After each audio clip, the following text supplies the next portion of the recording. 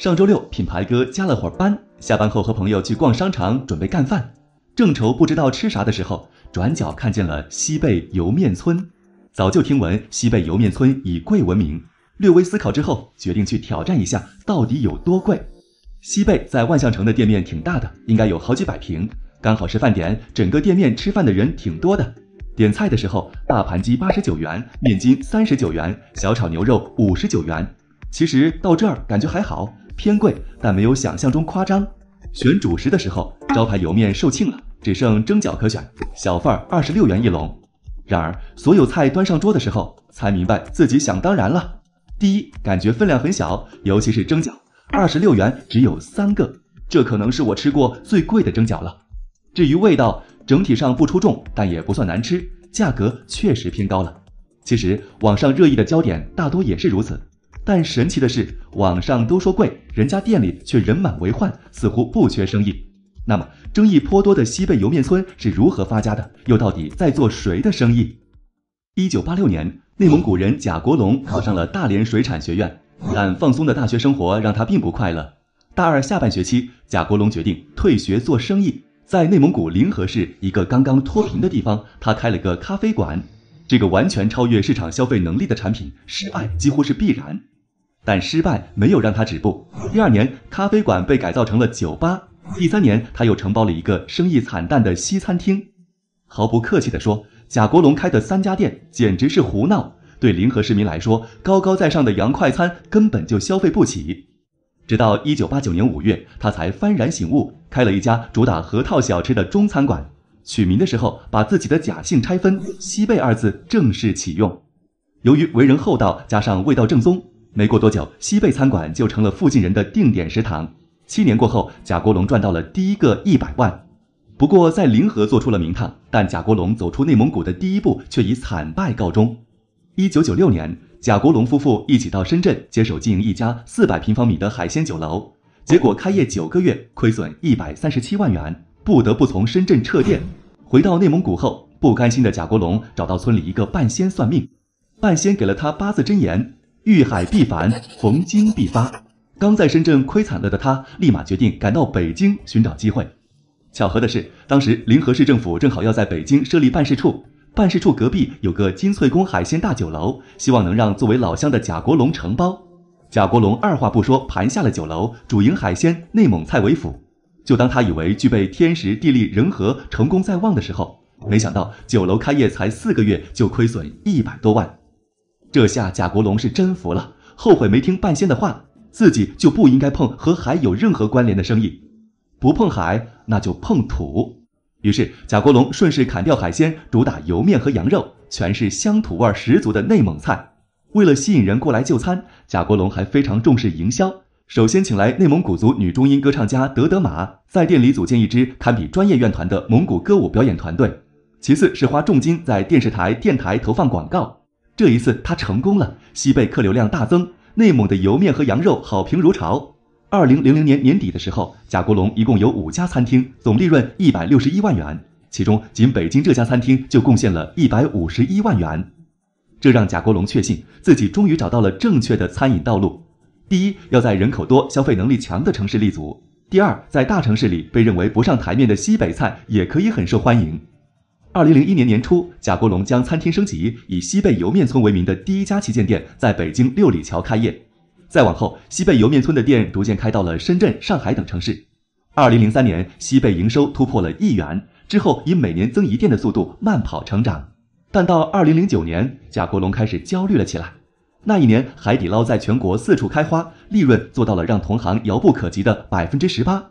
贾国龙得知后坐不住了，琢磨着怎么才能提高利润。改革的第一步是改名。当时西贝莜面村在北京已经10年了，但还是有人经常把油面念成小面，一个容易读错的店名非常不利于传播。于是贾国龙花费400万找到著名咨询公司特劳特中国寻求帮助。得到的方案是去掉莜面村3个字，改成西北民间菜，并且打广告强调90%原材料来自西北民间和草原。但贾国龙得知后表示不行，90%这个数字限制太多，比如花椒明明四川的更好用，为啥非要用西北的呢？最终，贾国龙选择去掉民间和90%两个关键词，改名为西贝西北菜，主打草原羊肉和乡野杂粮。不得不说，这一招非常成功。中餐体系里8大菜系基本垄断了市场，但西北土菜一直上不了台面，也没有专门的连锁店。是贾国龙发现了这一商机，是他在8大菜系之外创立并发展了西北菜品类，并成为中国最大的西北菜连锁餐饮企业。不过，改名只是让西北菜的定位更清晰了，但缺乏一种更直观的表达，即西贝卖的西北菜到底是什么菜？于是贾国龙继续折腾，在2012年接受里斯本中国的建议，将店铺招牌打上西贝烹羊专家几个字，意思是让消费者明白这是一家以烹羊为主打特色的西北菜餐馆。但半年下来，市场对此毫无反应，几百万的改名费打了水漂。2013年8月，贾国龙痛定思痛，决定不再折腾，将名字改回最初的西贝莜面村。据说是因为莜面独具特色，以莜面开拓一个全新品类最合适。总之，西贝几年改名又回归本名，咨询费、生意的下滑，各种成本折腾了几千万，在外界看来简直是胡闹。但贾国龙却认为，为了搞清楚我是谁，几千万花得值。改回西贝莜面村这个名字后，最初的问题又摆在了眼前。消费者不认识油字怎么办？贾国龙辗转找到了另一家广告咨询公司华与华，推出了 I love 油的活动，用谐音 I love you 的方式推广油的读音，大大提升了西贝莜面村的认知度。另外，贾国龙还模仿海底捞，开高工资请年轻漂亮的小姑娘在店里搓油面，成为透明厨房的一道亮丽风景线。自这以后，西贝莜面村的名字再也没被叫错过。同时，西贝的店铺也在停止折腾后大规模扩张，仅2015年1年就开出了53家店。至于为何能快速开店，这就不得不提西贝的开店模式和标准化了。西贝鼓励员工参与到新店的筹建中，成为新店的创业者。每开一家新店，前3个月的亏损由总部承担，3个月后，如果门店能持续盈利，那参与的内部员工就能享受40%的分红，这样就能很好的增加凝聚力，刺激团队裂变更多的门店。再来看标准化，菜品方面，一家门店给到客户的选择越多肯定越好，但菜品多注定效率不高。于是，在2014年，贾国龙对菜单大刀阔斧的简化，从原本的100多道菜一步步减到80道、66道、45道。菜单精炼后，贾国龙非常有底气地说道：“闭着眼睛点，道道都好吃。”甚至提出不好吃不要钱，拿出2%的营业额来让用户退菜。当然，菜品的标准化不只是菜单，还有做菜的方式和过程。贾国龙认为，炒菜是很难标准化的，同一个厨师都不一定能炒出2盘味道一样的菜，更何况还是全国连锁那么多店。为了解决这个难题，西贝干脆砍掉很多炒菜，更多将烤、炖、煮、烩焖的方式保留下来，并且为每一道菜制定了详细的作业指导书，在操作台配有定时器、温度计、刻度勺等工具。大到浇汤，小到调味，每一个步骤都有精准的刻度。另外，一些小细节，西贝也有自己的标准化。比如，为了收餐快，桌面更干净，西贝的桌子上会铺有红白格子桌布。当年贾国龙刚提出桌布的时候，公司内部反对，表示成本高不划算，可以换成一次性的塑料布。但为了顾客体验，还是坚持执行下去了。OK， 弄懂了西贝莜面村的扩张故事，我们再来了解下它到底为什么贵，又是哪些人群在消费。其实贵很好理解，无非就是餐厅的经营成本，包括原材料、租金、员工、设备、水电及损耗等费用。看到这儿，你是不是以为我要给西贝开脱，详细从成本解释为什么贵？然而并不是，它的贵完全就是贾国龙想让它贵，没有那么多为什么。前面咱说过，2009年贾国龙听到海底捞18%的净利润就非常的羡慕。俗话说，自己的失败固然可怕，同行的成功更令人揪心。当然，第2年贾国龙就在想办法给西贝涨价了，但西北菜的定位让价格很难涨起来，因为西北菜本就是粗犷的，无法像粤菜、淮扬菜那样有溢价的精致感，与高端宴请啥的也无缘，天生没有涨价的基因。然后贾国龙就想着通过营销来涨价，早在10年前就连着2季和纪录片《舌尖》中当红面食联合营销等方式，试图提高品牌附加值。但大多逃不过偷偷涨价、被骂、致歉、降回原价的宿命。真正的改变是2017年，那家帮西贝改名的咨询公司华与华再次出手，给西贝设计了一句“加油宝贝，就吃西贝”的营销口号，试图把西贝往儿童餐和亲子餐上靠。大家又明白一个事实，没有家庭会亏待孩子，大人吃什么都无所谓，小孩子肯定要吃健康的。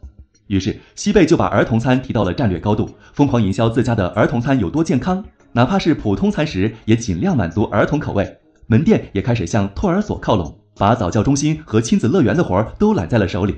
比如点菜之余学习4种食材的10字菜单，让不能输在起跑线上的中国孩子又比别人跑在了前面。当年39的宝宝餐啥都有，凭借超高的性价比，吸引了一堆宝爸宝妈带娃吃西贝。哪怕是2023年，一份50-60块钱、分量感人的儿童餐依旧卖到脱销。网上随便一搜，就能看见很多家长吐槽，孩子闹着非要吃西贝的宝宝餐。试想一下，既然孩子要吃，父母肯定得跟着，顺便就带动了其他菜品的消费。